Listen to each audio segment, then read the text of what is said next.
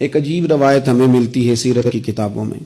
میرے نبی پاک صلی اللہ تعالی علیہ وسلم نا رات کے وقت پہاڑ کی چوٹی پہ بیٹھ کے قرآن پاک کی تلاوت کرتے تھے. حضور نا رات کے وقت قرآن پاک کی تلاوت کر رہے تھے. نبی کریم تلاوت کر رہے تھے اور جب یاسین والے نبی خود یاسین پڑھے، والضحیٰ والے محبوب جب خود والضحیٰ کی تلاوت کریں، مدثر والے محبوب جب خود مدثر پڑھے تو انداز ہی نرالا. حضور قرآن پاک کی تلاوت کر رہے تھے تو اس تلاوت کی نا آواز گونجی. کہاں تک پہنچی؟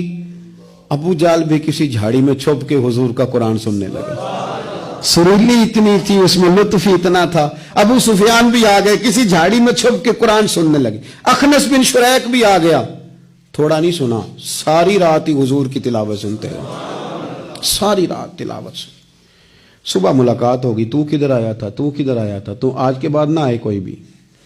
لیکن کہتے ہیں اگلے دن سوئے تو بے چین کیا حضور کی آواز نے. پھر اٹھے، تینوں آ کے پھر مختلف جگہوں پہ بیٹھ گئے. سویرے پھر ملاقات ہو گئی. آج کے بعد نہیں آنا، تو بھی نہ آنا، تو بھی نہ آنا. پر کہاں چین لینے دے حضور کی میٹھی آواز، کہاں چین لینے دے حضور کی میٹھی آواز. تینوں پھر اٹھ گئے. کئی دن آتے رہے. ایک دن طے ہوا کہ آج کے بعد بالکل نہیں آنا، جو آئے گا سزا ملے گی. ہو گئی بات طے.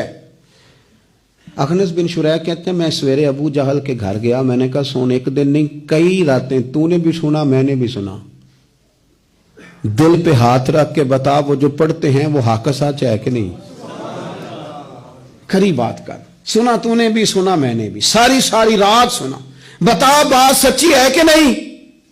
تو ابو جہل کہنے لگا ایک ایک حرف سچا ہے، ایک ایک بات سچی ہے. تو تم مانتا کیوں نہیں؟ پھر تو مانتا کیوں نہیں؟ تو جو ابو جہل نے جواب دیا، خدا را اس پہ غور کرنا، میری منت سمجھ کر اس بات پہ غور کرنا. او پھر تو مانتا کیوں نہیں؟